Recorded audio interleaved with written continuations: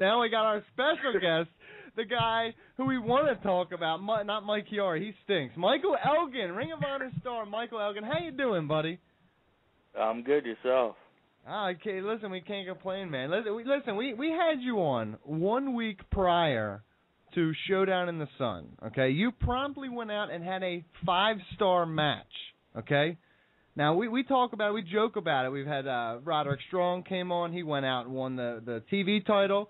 We had, who else did we have on? We had Adam Cole came out. He had a great match against you and a great match against Davey Richards, all just right after they came on. We gave you the ring rust. Well, that's what we feel we gave you the ring rust. I want to talk about your 5-star match, man. How awesome was it to be part of history like that? It was kind of surreal. It still kind of is sinking in. I just went in that weekend definitely knowing that I had to give the fans something special and show Davey Richards that he's not the only top dog in Ring of Honor, and I think I succeeded at that. Yeah, you know what? It was listen, that was WrestleMania weekend. There were some huge shows going on in Florida, including WrestleMania. And with Triple H, we were having this discussion, so we might as well get right into it right now. It's come down to, so far, for 2012, the match of the year is your match with Davey Richards at Showdown in the Sun and Triple H and Undertaker at WrestleMania. Now, my personal opinion is it's not even close. Your guys' match was number one, and it was a 5-star match, a legit 5-star match. I did not give Undertaker Triple H 5 stars. What did you feel about it? Did you happen to see the Triple H Undertaker match, and what did you think about it? I did. I think they were two totally different types of matches. I think that Undertaker and Triple H was more so on the emotion of the match than what they did in the ring, although what they did in the ring was amazing. I think just our match had different levels of emotion compared to theirs. Yeah, now, listen, the match itself was technically, like we said, we always argue. Mike Chiari, we'll go to you. What you said, you were talking about this match. How do you feel about the situation between these two different matches?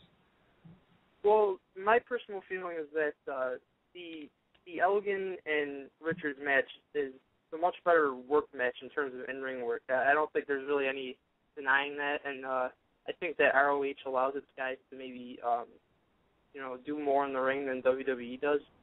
In terms of like the storyline and the emotions, like Mike said, I think that Triple H and Undertaker might have had the advantage in that regard, and it was, on the biggest stage in wrestling, WrestleMania. So I don't know if it's really fair to compare the two. It's kind of like apples and oranges in a lot of ways, but I think both of the matches were great, and, but I would definitely say that the, Elgin-Richards match was the better work match, no question about it.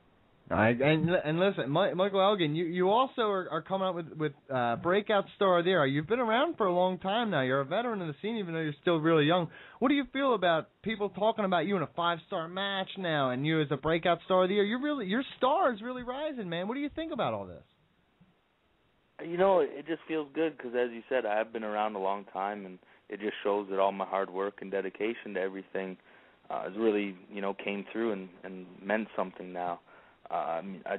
It's all I ever wanted to do was be a wrestler and be able to show everybody, that I could bring something special to the table and that they can look at me as one of the best out there, and I'm just glad that people are finally starting to see that. M-Chai? After your ROH title match against Davey Richards, I was just wondering, did you, as soon as the match was over, did you immediately realize that you had put on a 5-star match, or is that the kind of thing that had to sink in, and then you maybe noticed a little later, maybe you rewatched the tape, and then you really knew, what you guys had done was special? I wouldn't say that I sat there knowing that it was, so-called 5-star match, but I really think that we had done something special. I mean, just going through it, there wasn't that time where I thought, damn, that could have came off better, or this could have happened, or this could have happened. I think that everything we did told the story of the match, and it really built up well, and sitting there at the end and listening to the crowd response, I think it was just a good feeling that I knew we had done something special. I just didn't quite know how special it was going to be. Yeah, Brandon Galvin? Yeah, Michael. So, we had Mike Mondo on last week, and it's actually something that we were talking about his the presence that guys like Triple H and Shawn Michaels had on him when he was in WWE, and now we were just talking about Triple H and Undertaker, and you had a 5-star match. And my big question to you is, how important is the pacing of a match and letting everything sink in with the fans, not going too quickly? How important is that to you guys when you're working and then going into the match when you're planning everything? I think it's really important on all ends, especially because you don't want to do something that the fans don't have time to respond to. I think that's a big thing where emotion can set in and their response can set in. And it also gives us time to sell what has just happened and really the pacing of the match, to sell everything that's happened up to that point. I think that people, when they look at, certain wrestling, I mean, I know I've come to shows and guys have talked to me about Ring of Honor and said their opinions have changed and stuff, and before they just thought it was something where guys no-sold everything and it was too fast-paced or whatever.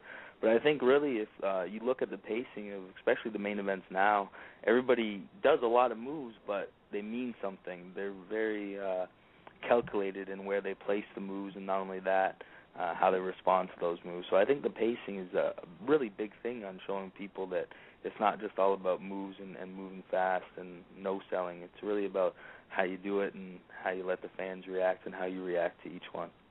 Yeah, and you know what? That's totally true. Now let's talk about Best in the World. It's coming up. You're facing off with Fit Finlay. What do you think about facing off with a guy, a veteran like that? And have you ever fought him before? I've never wrestled him before, and truthfully, hate to, use a pun on words, but it's a real honor to be in the ring with someone like Fit Finlay. I mean, he's been around for many years and had some great matches. I think at least we all respect those matches now more so than we did when they were happening.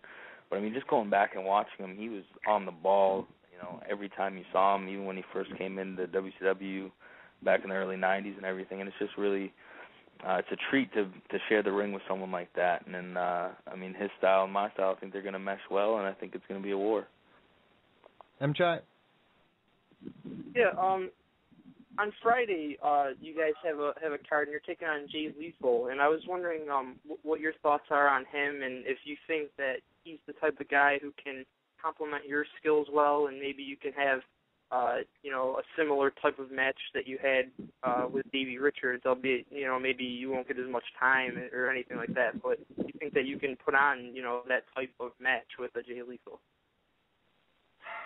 Yeah, I mean, I think Jay Lethal is an incredible talent. I think he's proved that everywhere he's went just as much as anybody else. His time spent in Ring of Honor, I think he's had some really good matchups, and I think he pairs off well with so many different people. I mean, I personally, as a wrestling fan, not just a wrestler, enjoyed his matches with, Mike Bennett, Elgin, Davey Richards, B.J. Whitmer, Roddy, and these are all different people and all different styles, so I think he really meshes well with anybody he's in the ring with. And I think that I've also shown that, whether it be with Davey or with a T.J. Perkins or Adam Cole, Kyle O'Reilly, all different styles, I think we're capable of meshing with pretty much anybody, and I really think that we can deliver something truly great on Friday. BJ? Yeah, Mike. I mean, going back to Fit Finlay, you guys never wrestled each other before. So how would you go about stepping in the ring with someone that you have never wrestled before? What's the mindset? What goes into the focus going into that match when you never wrestled someone you don't really know? I mean, you know his style, but you're not really familiar. There's not as much chemistry. So how does that work? Really, you just I mean, I like to sit back and watch the Ring of Honor shows, especially my performance, to see what I can tweak, and I always watch what everybody else does so I can stay on top of everybody.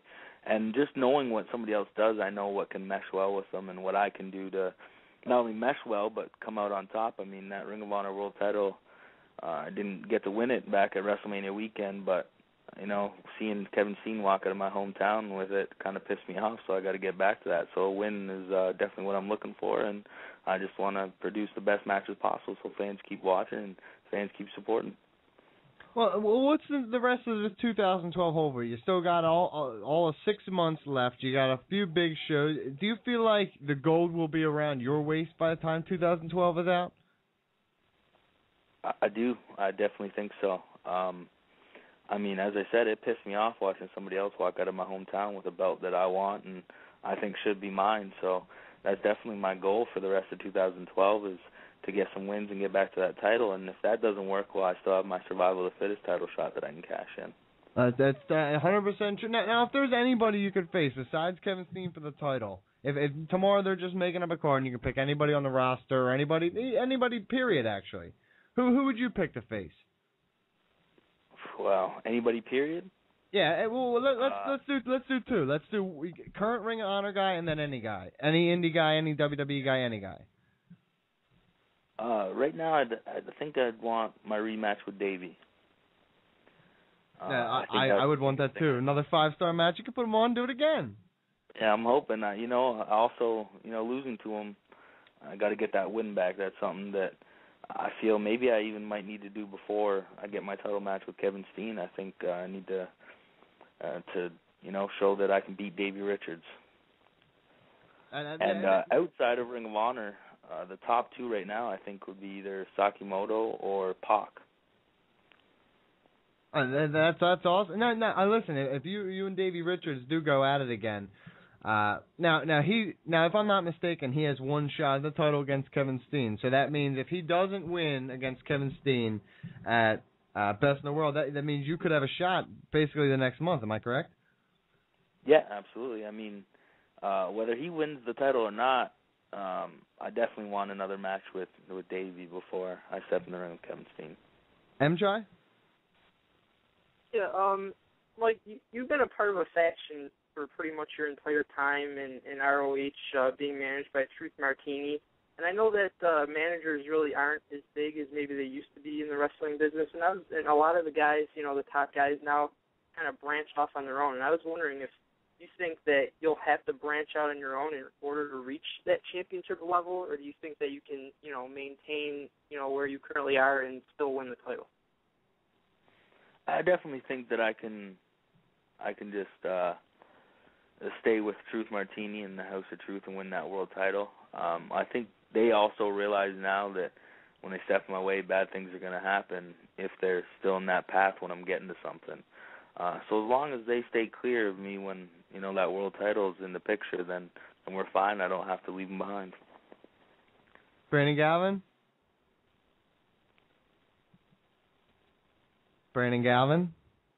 He fell asleep. All right, you know what, Mike? Sorry, guys.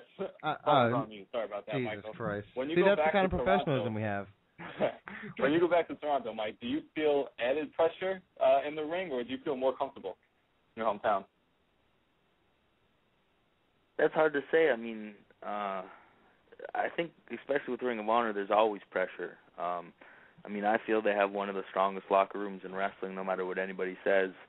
And there's always pressure, to be better than the next guy and show them that you're deserving of those big matchups and those title opportunities. And being at home, it's always good to be at home. And as much as it's a relief to be in front of, a hometown crowd, it's also a lot of pressure, I think, too, because you want to impress them and you want to show that somebody from there really made something of themselves. So I'd say that's definitely a little bit of pressure. Listen, man, you are definitely Ring Rust Radio's breakout star of the year, and you're leading our 5-star rankings with the only 5-star match of 2012, so we were glad to have you on. Listen, tell everybody where they can find you, the shows you're coming up on, where they can find you on Twitter. Tell everybody where they can find you, man. You can find me, Michael Elgin, on Facebook, also ROH Michael Elgin on Twitter. Definitely get me some more followers, so anybody listening to this and you're not already following me, how about you get up on that Twitter? Do it. And I got Ring of Honor this Friday in West Virginia, then C4 in Ottawa on Saturday. And then following that, I have AEW on the 22nd in Chicago, and then Best in the World on the 24th. And that's a packed schedule, guys. Go out and support Michael Elgin. Do the man a favor. He's going to be a fucking star one day. Thanks again for coming on the show, man. We really appreciate it. Thank you for having me, guys.